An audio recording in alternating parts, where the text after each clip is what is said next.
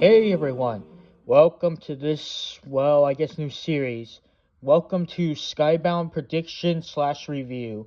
This series, as you saw my community post, if any of you saw that, will be about where I predict things that will be happening in the Skybound comics universe, or, as I said, I will be reviewing each volume as they come out and completed.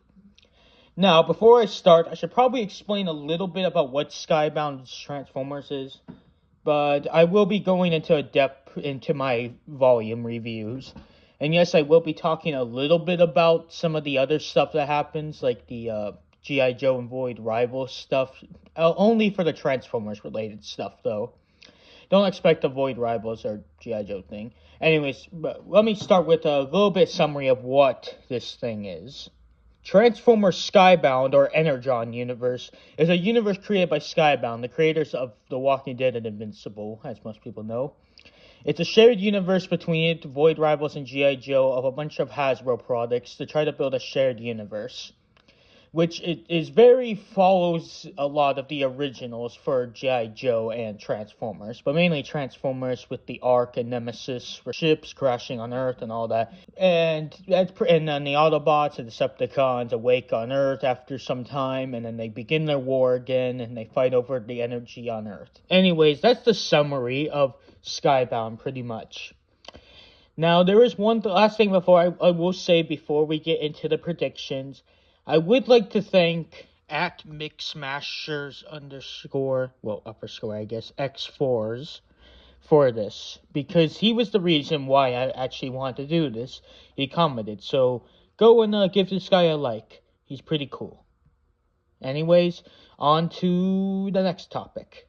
Now, this first episode is going to be a prediction video. The next one I will do will be a review of Volume 1. Then afterwards, I will do some more predictions. Now, the series won't be going on for too long, as I'm going to have to wait for, each issue and volume to come out. But after each issue comes out, I will be doing a video talking about prediction of what could come next, if there is something. If I can't think of anything new, like, say, it's a volume where we're just learning about something like, say, the G.I. Joe stuff, unless I can think of a really good prediction of what could come next, I will not be talking about those topics. So anyways, I'm going to go over some predictions that other people have made, or ones that I believe that will come to Skybound comics. The first one being, now, Thundercracker in the Skybound universe, so far, he hasn't done too much. He's only been online since halfway through Volume 1. And has only had a few appearances in Volume 2 and 3. He didn't really do too much in 3 outside of his brief fight with Starscream.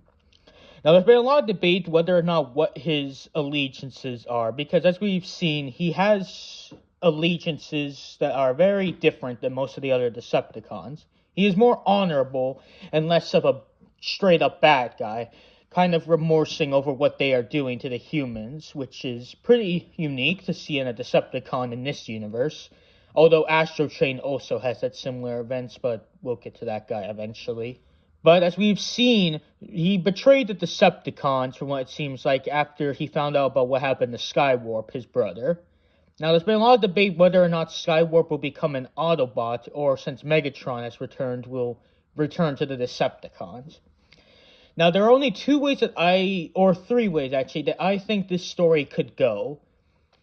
The first one is Thundercracker joins the Autobots, which could happen after we've seen the events of the recent issue, that being issue 20, where we see him looking onto the Autobots' his reunion with the Aerobots, which I believe could have an effect on him as he sees how much more caring the Autobots are for their own kind, and it could sway his allegiances to want to join them, since he sees how they treat their own.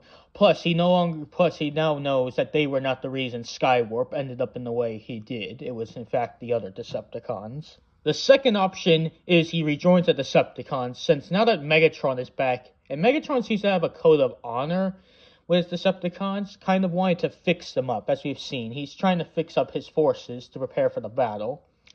So we could see something where Megatron will try to fix Skywarp to get Thundercracker to join him. And that's what leads to Thundercracker joining the Decepticons. Now, this is the one that I personally think they're going to go with, this third option. I do kind of want him to join the Autobots because it would be cool, especially since, I don't want to get into too much spoiler territory, but like some issues have been revealed that covers up, one of which being issue 23, which has shown that the Autobots, it shows all the Autobots here on Optimus' team right now, and we see in the background that Superion is missing an arm, which means that we will probably lose one of the aerial bots in the coming issues, which is sad. And Thundercracker could join the Autobots and could be given the ability to combine with them. That would be actually a cool idea to have him become an aerial bot. But the third option I think they might be going with is Thundercracker's own Decepticons. We have seen this before with the Decepticons breaking off into different groups, as we saw Starscream's Decepticons from the Volume 3 until now, when they're disbanded. We could see Thundercracker forming his own group of Decepticons that are more... They agree with the cause, they just don't want to be a part with the rest of the Decepticons. Because as some people think, Megatron might destroy the Ark, and it could result in Skywarp's permanent death, which will make Thundercracker not want to become a Decepticon for Megatron, but he still might break off into his own faction. I do think that this is probably what they will happen if Thundercracker does not join the Decepticons again. If not, this is what I think will happen more likely than the Autobot one, but we could still get the Autobot one. Anyways, the next one that I want to talk about is a theory some people have had, that being... Now, this theory / prediction I did not make. I've actually heard it first from the Fire Brothers. You should go check them out. Which is also where some of these other theories I'm going to be talking about come from. Now, Nemesis Prime, as we all know, is evil Optimus, or an evil clone of Optimus. And Fire Brothers, as I said, has a theory about what Skybound might be doing to introduce him. That being that Optimus is slowly getting corrupted by Megatron's fusion cannon arm, which explains his weird visions. And that could be how Skybound is giving us Nemesis Prime, most likely, unless they do decide to go down that path eventually. Now, do I think that this is what they're going to do? Well, I have two answers, real quickly. First off, I kind of think that they are going to be going down this route, but not for too much longer.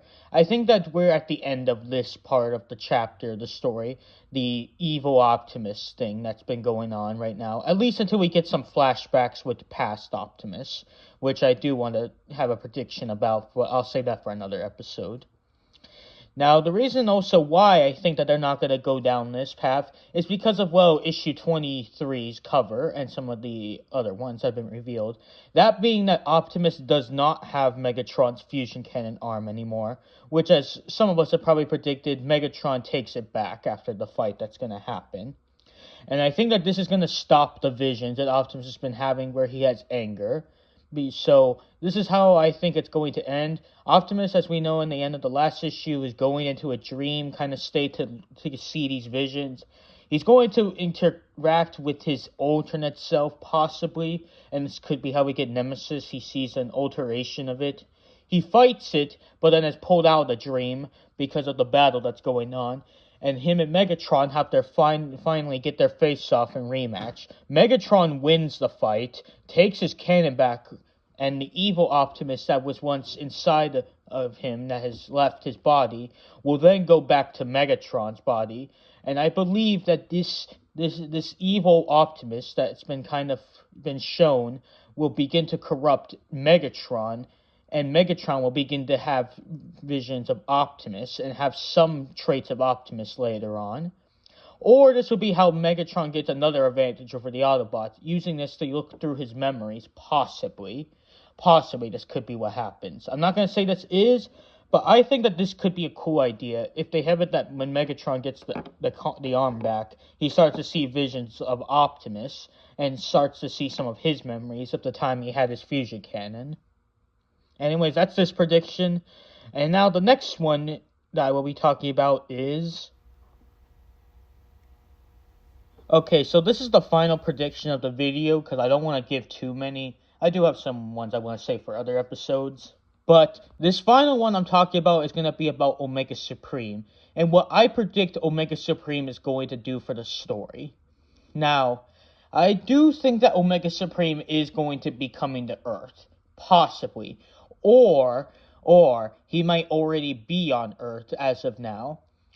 Now don't take this with a grain of salt, since we don't know exactly the full context of the next few issues, but as we see in issue 23, the Autobots are out right now, going after the Decepticons, or what could have possibly happened, a retreat.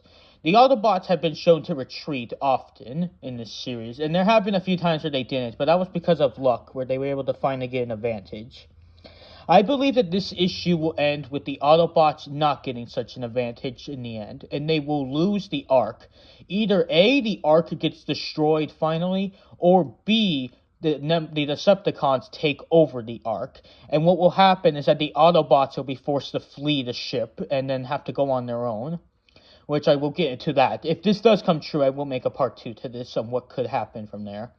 But I think it's going to happen is that Omega Supreme will come to Earth. And as we've seen, Omega Supreme is massive.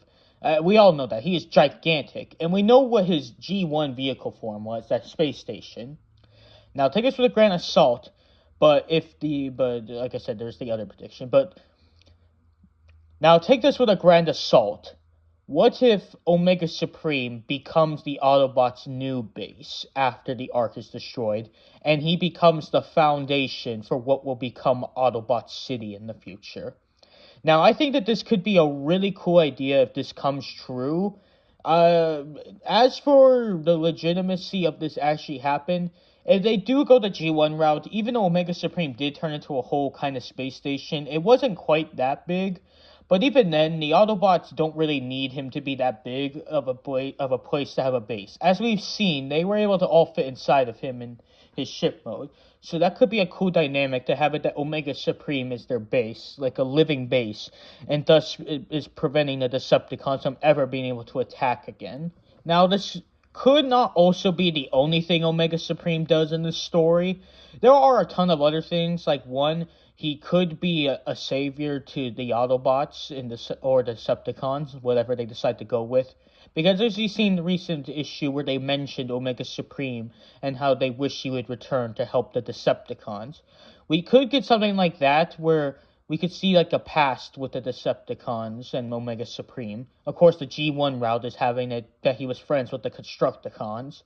And we could see how him reuniting with them will result in him in having his rivalry with them as he sees what they are doing, and he does not want to agree with it, and thus he becomes an enemy, and Optimus and them meet him and they become allies, and Omega Supreme becomes their weapon against the Decepticons to finally drive them back for a while.